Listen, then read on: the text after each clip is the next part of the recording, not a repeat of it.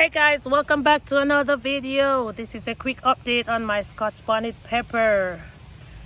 I was doing some work this morning and realized I have a ready Scotch bonnet pepper. So I will be harvesting my first Scotch bonnet pepper for 2023. Here we go.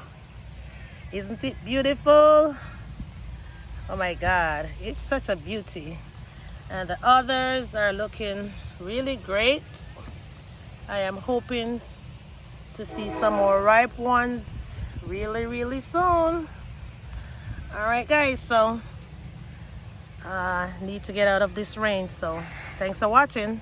See you soon.